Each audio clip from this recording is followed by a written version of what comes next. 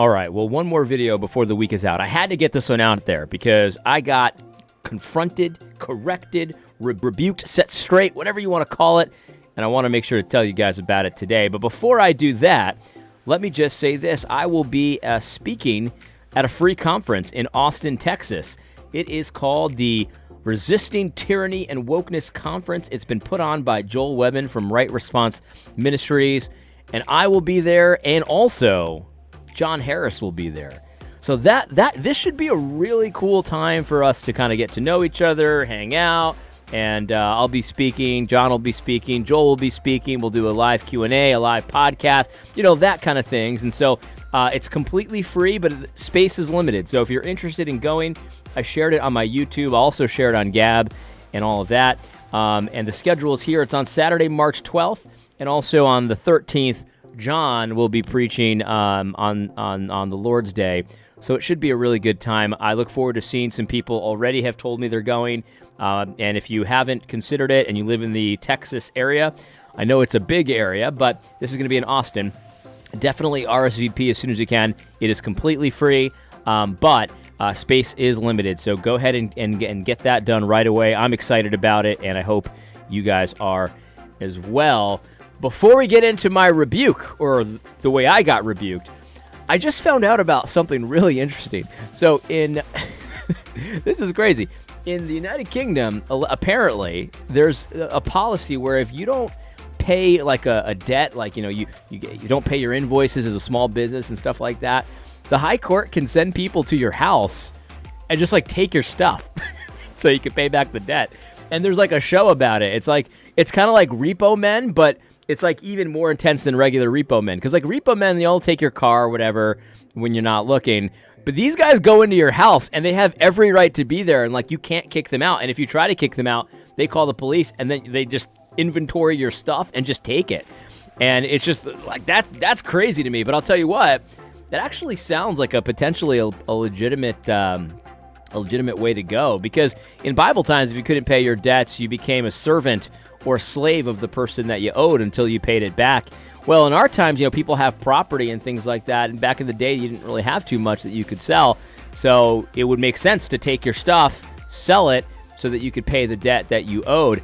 I don't know, I'm kind of interested in this. Like, the American in me is like, yeah, but your home's your castle, like, these thugs can't come into your house.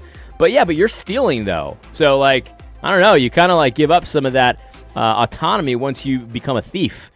In any case, I wanted to talk about the rebuke. Now, this is about the video I did. The mercy of the wicked is cruel, and it was about the Brian Flores situation. So I said in the beginning of that video, I don't pay too much attention to the NFL. So I actually got a big part of that story wrong. Brian Flores wasn't the coach of the Dolphins for 1 year. He was the coach of the Dolphins for 3 years, and so they tried him out for 3 years. They didn't like what they got, and now he's saying racist. Everyone's been racist the whole time, but just now when I happen to get fired, that's when I bring it up. It's such a terrible look on this Flores guy. It's so pathetic. Like the race card is so ridiculous. It's like the most sniveling, weaselly thing anyone can do. He worked there for 3 years, and allegedly they were racist the whole time, but now just so happens when he gets fired, he's going to call racism. This actually hurts the chances of blacks getting hired, because people are always going to be worried if I happen to want to fire this guy, he's just going to say I'm racist. Like, that's not really worth the headache, So they act like this is doing like a big thing for black people. This lawsuit, it's doing a big thing for Brian Flores at the expense of black people. This is a disaster for blacks and minorities. But then I got interested once this guy corrected me.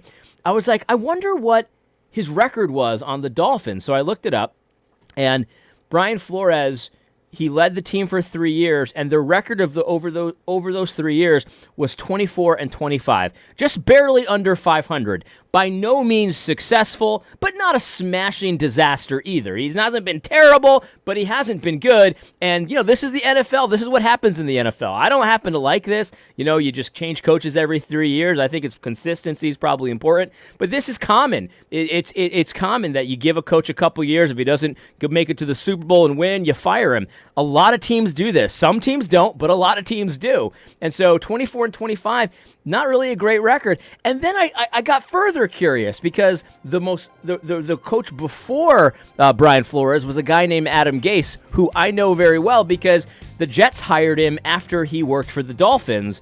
And he wasn't good on the Dolphins, so when the Jets hired him, I was like, what's the deal? And of course, he stunk on the Jets too because he's a loser. So I wanted to see, what was Adam Gase's record on the Dolphins?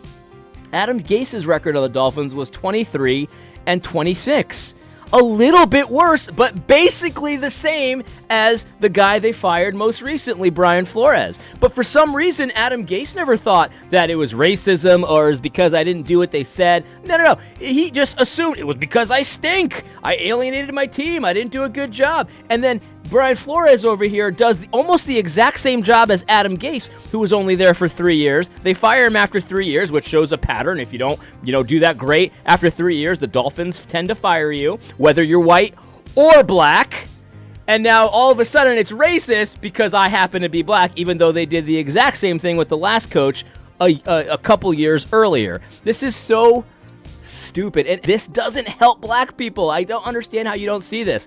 If any like popular black guy who gets fired just calls racism every single time he gets fired, it's like coaches are gonna be like, this is not worth the headache, because if he stinks and I want to fire him, now I have to like maybe keep him because he's gonna say I'm a racist. It's like it doesn't do black people or minorities or Latinos any good for every single time you stink and then you get fired, you go, oh, you must be a racist. It's like, and it's such a handicap too, because it teaches other people that when you get fired for cause because you stink, Brian Flores stunk. Maybe he will be good one day, but he stunk at Miami. When you get fired for cause and you call racism, you actually don't think that you need to get better when you actually do. You actually do need to get better. You got fired because you didn't do a good enough job, Brian. And so now, it's racist though. It's racist. I put up with it for 3 years, but the minute they fire me, then they're a bunch of racists. I mean, I guess if you want to be selfish about it, that's how you want to go, fine. But I think a better approach, Brian, would be maybe I need to become a better coach.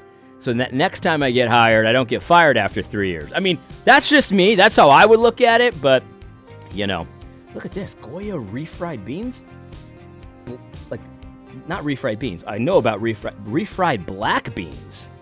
Now these guys got my number on this advertisement. Goya fried black beans. That sounds delicious. Anyway, I hope you found this video helpful. God bless.